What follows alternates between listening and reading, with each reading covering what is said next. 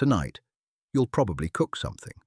You'll turn a knob, a flame will appear, and in a few minutes a cold, hard, barely edible thing will become soft, warm, and delicious. You won't think about it for a second. But here's the strange part. For almost the entire time humans and our ancestors have existed, nobody had ever done that. Not once. The day someone first cooked a meal might be the single most important day in our whole story. It might be the day we stopped being animals and started becoming us. To understand why cooking matters so much, look at our closest cousins. A chimpanzee eats its food raw, and a chimpanzee spends around 6 hours a day just chewing. 6 hours. Imagine spending a quarter of your entire day with your jaw working, just to get enough energy to stay alive. Raw food is tough. It's stringy. Your body has to fight hard to break it down, and a lot of the energy you get from it, you spend right back on digesting it. Now compare that to you. You spend maybe an hour a day eating. Your jaw is small. Your teeth are small. Your gut is small. Something somewhere in our past solved the raw food problem for us. And that something was heat. Cooking is like doing part of your digestion outside your body before the food ever reaches your mouth. Heat breaks down tough fibers and proteins.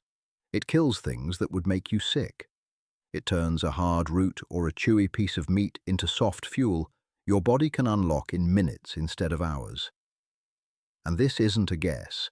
In careful experiments, animals fed cooked food got measurably more energy out of it than animals fed the exact same food raw. Same food. Same amount. Cooking simply unlocks more of the fuel that was trapped inside it.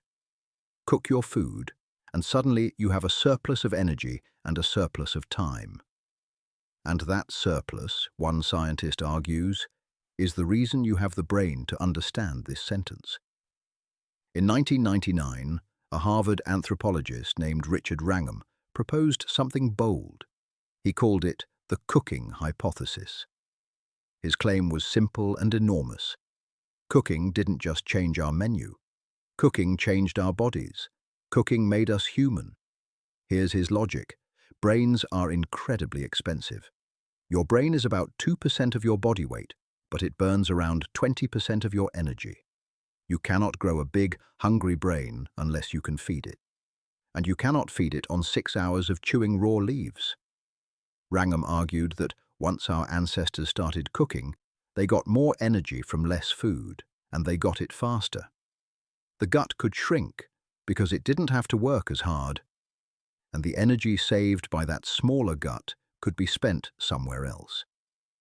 On a bigger brain, scientists even have a name for this trade-off. They call it the expensive tissue idea. Your body runs on a tight energy budget, and a big brain and a big gut are two costly organs, both reaching into the same wallet. Spend less on digestion, and you free up the budget to spend on thinking. Cooking is what balanced the books, and he put a face to it. Around 1.8 to 2 million years ago, a new kind of human ancestor appears in the fossil record, Homo erectus. Smaller teeth, smaller gut, bigger body, bigger brain. To Wrangham, that wasn't a coincidence. That was what cooking looks like written into a skeleton. It's a beautiful idea. There's just one problem. To prove it, you have to find the fire, and fire is almost impossible to find. Think about it.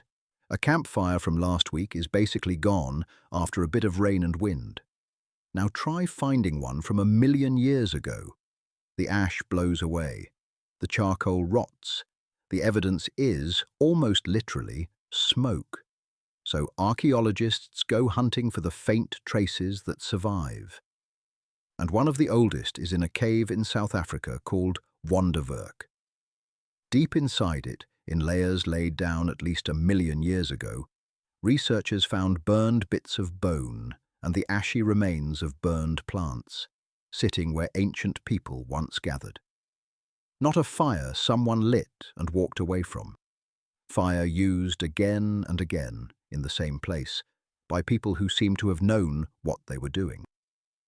This is the earliest secure evidence we have, anywhere, of fire used inside a shelter.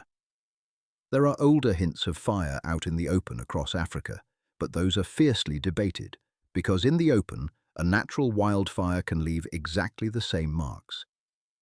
Wonderwerk is different.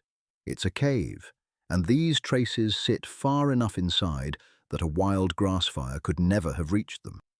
Someone carried that fire in, on purpose. But fire is not the same as cooking. To prove someone actually cooked, you need to catch a meal in the act. And for that, we go to a marshy site in Israel called Gesher Benot Ya'aqov. There, in layers around 780,000 years old, researchers found something remarkable. The remains of fish whose teeth showed the telltale signs of being heated to just the right temperature, not burned in a wildfire. Cooked, controlled, on purpose. But how could anyone possibly know the temperature of a fire from 780,000 years ago? The answer is hidden in the teeth. When a fish tooth is heated, the tiny crystals inside it change, and only gentle cooking heat, not a raging wildfire, leaves that exact signature.